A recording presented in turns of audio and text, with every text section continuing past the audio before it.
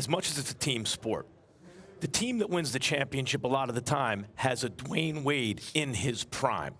You weren't Michael Jordan, but you're just about as good as anyone else, right? In your prime, you have that kind of guy, you win the whole thing. Kobe in his prime, LeBron in his prime. I look at the Freak, I see a guy who's getting there. He's playing at an incredibly high level, but I see LeBron, I see a guy who's been there, still playing at an incredibly high level. I see Kawhi. Even if he's not at his best, what the Freak will be or what LeBron was, his best is right now. And Dwyane, that's why I like the Clippers, because they're deep, they're good defensively, Patrick Beverley, all that stuff. But when push comes to shove, they have a hungry dude in his prime. To that, you say what? I say I cannot argue with you on that. Kawhi has proven he beat us many years ago. He did it again recently. I feel that a good friend of mine is somebody I'm going to be looking at to really step up to this opportunity and this challenge is Paul George. We need Paul George to be Paul George if they're going to make it to the finals. And just like AD has to be AD that we all know he can be, it's going to be, to me, yes, the role players got to do their job, but it's a Paul George and AD. Who's going to step up and who's going to say, you know what, I'm not waiting on Kawhi, I'm not waiting on LeBron, this is my time. Well, what about this hamstring? Are you concerned? Now it's the third time. Very much so. Hamstrings are very tricky. Yep. I've dealt with it in my career a lot. They're very tricky, and you know, hopefully good help, good rest, and good doctors. But it's very tricky. It's nagging. Yeah. What's your take on Houston going small ball like Stephen A will be doing in the celebrity game tonight with his roster? I seen your team, man. Good luck. Shout out to Rail. Shout out to Lil Rail. Way to get him an They can spit bars at least, his All team. of y'all from Chicago manipulated this, But man. listen, it's bad. It's bad. It's all right, but I'm going to find a way. But I shouldn't have to like that. I mean, y'all talk about stacking the deck against a brother. You probably had something to do with it. You probably had something to do with it. Listen, I said it the other night on TNT. I love what Houston is doing because they bought into what they want to do. And I love the way Russell Westbrook is playing. This is my favorite Russell Westbrook right now. He is on attack. He is not shooting threes. He's going at it. So I love what Houston's doing. Who knows if they have enough because of the length of the Lakers and the Clippers. But, I mean, they're going to be scary. I mean, along those lines, what they did really with Houston is clear out, right? And let Westbrook attack the basket. There's no one there clogging up the lane, you know, and so then he could distribute to the shooters. That's what Philadelphia, I think, should do. I'm not arguing Embiid and Simmons can't coexist. They function at a very high level together.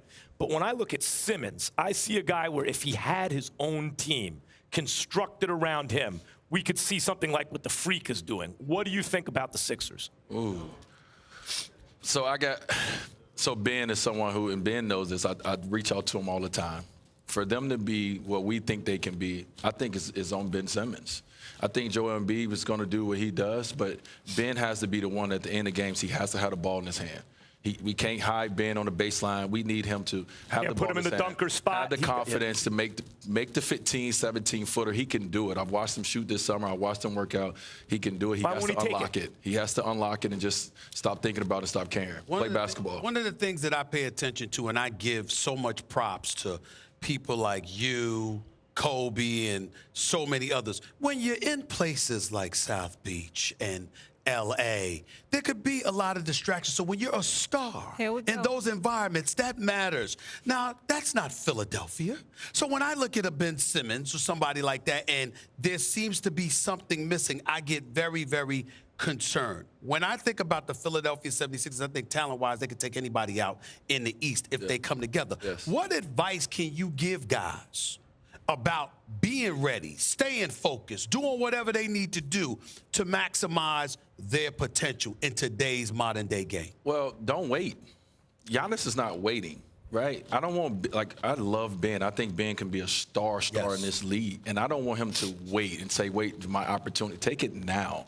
And I think a lot of guys do that. They wait and say, oh, next year or next year. When I came in, third-year championship, I ain't got time to wait.